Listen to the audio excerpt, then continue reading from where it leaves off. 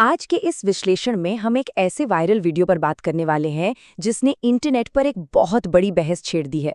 ये वीडियो उस दिलचस्प बिंदु पर सवाल उठाता है जहां अथाह संपत्ति और राजनीतिक वफादारी आपस में टकराते हैं। देखिए, अक्सर राजनीति को हम उसूलों और सिद्धांतों के चश्मे से देखते हैं, है ना? लेकिन ये वायरल सोर्स एक बिल्कुल ही अलग और कड़वा नजरिया पेश कर रहा है। तो आइए इस वीडियो में किए गए दावों, पेश किए गए सबूतों और इसके पीछे की उस सच्चाई को गहराई से समझते हैं जो सीधे तौर पर हमारे राजनीतिक ढांचे पर बड़े सवाल खड़े कर रही है। तो चलिए सीधा मुद्दे पर आते हैं। उस वीडियो में एक बहुत ही गहरा दार्शनिक सवाल पूछा गया है। क्या सच में राजनेताओं की कोई पक्की विचारधारा होती है, या फिर ये बस जरूरत के हिसाब से पहना जाने वाला एक कॉस्ट्यूम या पहनावा मात्र है? ये एक ऐसा सवाल है जो किसी भी लोकतंत्र की नींव को झंझोर कर रख सकता है। ये वायरल वीडियो बिल्कुल इसी सवाल को केंद्र में रखकर एक बहुत ही दिलचस्प नैरेटिव हमारे सामने रखता है। भाग 1, कथित राजनीतिक बदलाव। ये पूरा वायरल नैरेटिव मुख्य रूप से एक जाने-माने राजनेता राघव चड्ढा पर फोकस करता है। वीडियो में उनके हालिया डिजिटल फुटप्रिंट यानी सोशल मीडिया पर उनकी गतिविधियों को लेकर बहुत सी अटकलें लगाई गई हैं। क्रिएटर का दावा है कि उनके ऑनलाइन व्यवहार में कुछ ऐसा हो रहा है जो किसी बड़े राजनीतिक बदलाव का सीधा-सीधा इशारा है। वीडियो के अनुसार इसका सबसे बड़ा सबूत उनके सोशल मीडिया अकाउंट्स में छिपा है। क्रिएटर का दावा है कि राघव चड्ढा अपनी पुरानी राजनीतिक लाइन से एक बहुत बड़ा यू टर्न ले रहे हैं। और दिलचस्प बात यह है कि इस दावे का आधार कोई प्रेस कॉन्फ्रेंस या आधिकारिक बयान नहीं है, बल्कि उनकी डिजिटल एक्टिविटी है। सोर्स का तर्क है कि आज की मॉडर्न राजनीति में किसी नेता की सोशल मीडिया प्रोफाइल ही उसकी राजनीतिक दिशा का सबसे पहला और सटीक इंडिकेटर होती है। चलिए देखते हैं कि क्रिएटर ने किन खास डिजिटल हरकतों को अपने दावे का आधार बनाया है। वीडियो के मुताबिक राघव चड्ढा के अकाउंट से कथित तौर पर सत्ताधारी पार्टी के खिलाफ किए गए पुराने ट्वीट्स अचानक डिलीट कर दिए गए हैं, और जो ट्वीट्स वहां बचे हैं वो मुख्य रूप से प्रधानमंत्री मोदी की तारीफ से जुड़े हैं। इसी कथित फेरबदल की वजह से राजनीतिक गलियारों में ये अटकलें बहुत तेज हो गई हैं कि क्या वाकई में कोई बड़ा दल बदल होने वाला है। भाग 2, बयानों का इतिहास। अब इस पूरे कथित बदलाव को ठीक से समझने के लिए सोर्स वीडियो हमें थोड़ा फ्लैशबैक में ले जाता है। ये उन पुराने ऐतिहासिक बयानों की ओर ध्यान खींचता है जो इन हालिया गतिविधियों के एकदम उलट हैं। वीडियो याद दिलाता है कि अतीत में राघव चड्ढा के बयान सत्ताधारी पार्टी के लिए कितने ज्यादा आक्रामक हुआ करते थे। सोर्स के मुताबिक उन्होंने सत्ताधारी दल को अनपढ़ गुंडों की पार्टी तक कह डाला था। इतना ही नहीं, पार्टी को एक ऐसी वॉशिंग मशीन करार दिया था जिसमें शामिल होते ही सीबीआई और ईडी के सारे केस अपने आप धुल जाते हैं। इसके अलावा वीडियो ये भी याद दिलाता है कि कैसे मणिपुर संकट को लेकर सीधा आरोप लगाया गया था कि सत्ताधारी दल इस पर आंखें मूंदे बैठा है। सोर्स वीडियो में इस एक खास बयान पर बहुत ज्यादा जोर दिया गया है। आज तक वो रकम नहीं बनी और वो शख्स पैदा नहीं हुआ जो राघव चड्ढा या अरविंद केजरीवाल को खरीद ले। जरा सोचिए, ये बयान एक समय में पूरी तरह से भ्रष्टाचार मुक्त और कभी ना बिकने वाली राजनीतिक छवि का प्रतीक माना जाता था।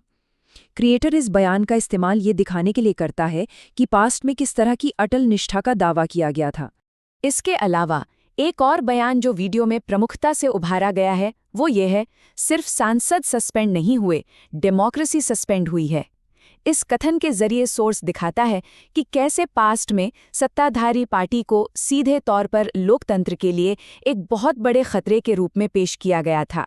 ये कोई साधारण आलोचनाएं नहीं थी, बल्कि एक स्पष्ट वैचारिक लड़ाई का ऐलान था। और यहीं से वो भारी विरोधाभास निकल कर आता है जिस पर यह पूरा वायरल वीडियो टिका है। एक तरफ वो उग्र ऐतिहासिक बयान है जहां सत्ताधारी दल को लोकतंत्र के लिए खतरा बताया गया था, और दूसरी तरफ वीडियो के अनुसार हाल ही में सोशल मीडिया से उन सभी विरोधी पोस्ट्स को कथित तौर पर हटा दिया गया है। क्रिएटर का तर्क है कि आम नागरिकों में सेल्फ रिस्पेक्ट होती है और वो अपनी बातों पर टिके रहते हैं, लेकिन राजनीति में अक्सर ऐसा नहीं दिखता। भाग 3, संपत्ति बनाम विचारधारा। अब दिलचस्प बात यह है कि सोर्स वीडियो सिर्फ ये नहीं बताता कि क्या हो रहा है, बल्कि इसके पीछे की एक बहुत ही प्रैक्टिकल थ्योरी भी पेश करता है, और वो थ्योरी है संपत्ति बनाम विचारधारा। आखिर क्यों ये राजनीतिक रुख इतनी जल्दी बदल जाते हैं? जरा इस नंबर पर गौर कीजिए, 75 करोड़। सोर्स के मुताबिक राघव चड्ढा की अनुमानित कुल संपत्ति 75 करोड़ रुपए से भी ज्यादा बताई जाती है। क्रिएटर इस नंबर का इस्तेमाल सिर्फ किसी का बैंक बैलेंस दिखाने के लिए नहीं कर रहा है, बल्कि ये उस तर्क की नींव है जहां पैसा और पावर आपस में मिलते हैं। वीडियो का दावा है कि जब किसी के पास पहले से ही इतनी अथाह दौलत हो तो उसकी प्राथमिकताएं एक आम इंसान से बिल्कुल अलग हो जाती हैं। और यहीं पर सोर्स अपनी सबसे तीखी और कड़वी बात कहता है, विचारधारा बस एक पहनावा बन जाती है। काम आई तो पहन ली और काम खत्म तो उतार दी। क्रिएटर का मानना है कि जब इंसान के पास पहले से बहुत पैसा हो तो उसे सिर्फ सत्ता चाहिए होती है।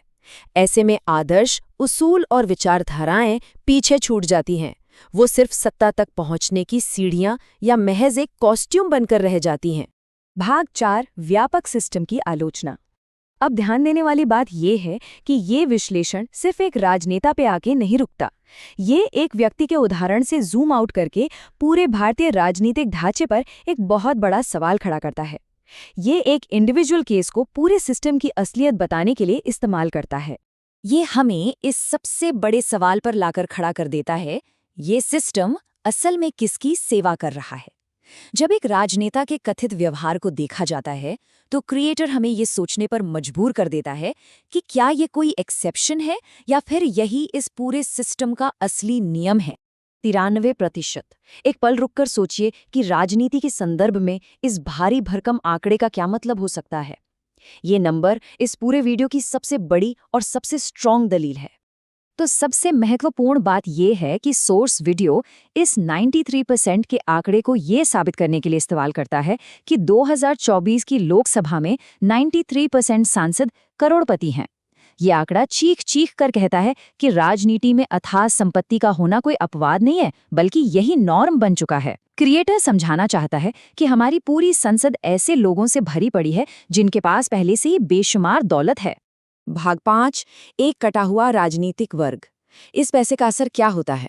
सोर्स वीडियो इसे अपने आखिरी तर्क की ओर ले जाता है। एक ऐसा राजनीतिक वर्ग जो आम जनता की वास्तविकता से पूरी तरह से कट चुका है। वीडियो इस बात पर जोर देता है कि कैसे बेतहाशा संपत्ति नेताओं और आम नागरिकों के बीच एक बहुत बड़ी खाई पैदा कर देती है। क्रिएटर एक ऐसा सवाल पूछता है जो सीधा दिल पर लगता है। सच बताओ, एक करोड़पति उस दर्द को कैसे समझेगा जब किसी को अस्पताल का बिल चुकाने के लिए अपना सब कुछ बेचना पड़ता है?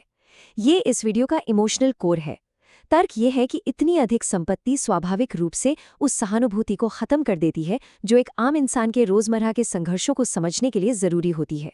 वीडियो इस सबसे बड़ी विडंबना को उजागर करता है कि समाज का वो वर्ग जिसे शायद आम लोगों की समस्याओं का कोई व्यवहारिक अनुभव ही नहीं है, वही वर्ग आज सबसे महत्वपूर्ण फैसले ले रहा है। ये अति अमीर राजनेता ही तय करते हैं कि आम नागरिकों की सैलरी क्या होगी, उनके हेल्थ केयर का सिस्टम कैसा होगा और आम लोगों के बच्चों का भविष्य क्या होगा। वर्किंग क्लास के सर्वाइवल से जुड़े सारे फैसले उन लोगों के हाथ में हैं जिन्हें शायद कभी उन संघर्षों से गुजरना ही नहीं पड़ा। इन सब बातों को एक साथ जोड़कर सोर्स वीडियो लोकतंत्र के उस पुराने किताबी विचार को सिरे से खारिज कर देता है जो कहता है कि ये सिस्टम जनता के लिए है। क्रिएटर का दावा है कि जब पूरा सिस्टम संपत्ति और सत्ता के गठजोड़ से ही चल रहा हो तो ये मानना कि राजनेता गरीबों के लिए लड़ रहे हैं एक बहुत बड़ा धोखा है। और इसीलिए वीडियो लोकतंत्र की उस क्लासिक परिभाषा को एक बहुत ही कड़वे तरीके से बदल देता है। क्रिएटर कहता है, ये सिस्टम फॉर द पीपल नहीं, ये system for the politicians by the politicians है। मतलब ये सिस्टम राजनेताओं के लिए है और राजनेताओं के द्वारा ही चलाया जा रहा है। ये इस पूरे वायरल वीडियो की सबसे मुख्य और चुभने वाली थीसिस है। अंत में ये वीडियो एक बहुत ही तीखे सवाल और सलाह के साथ खत्म होता है। इस पूरे विश्लेषण के आधार पर यह सवाल उठता है, क्या नागरिकों को अब किसी राजनीतिक मसीहा का इंतजार करना बंद कर देना चाहिए? क्योंकि सोर्स के मुताबिक जादू की छड़ी लेकर कोई नई पार्टी या नया नेता नहीं आने वाला है। ये एक ऐसा सवाल है जो राजनीतिक जवाबदेही और हमारे लोकतंत्र की असलियत के बारे में गहराई से सोचने पर मजबूर कर देता है।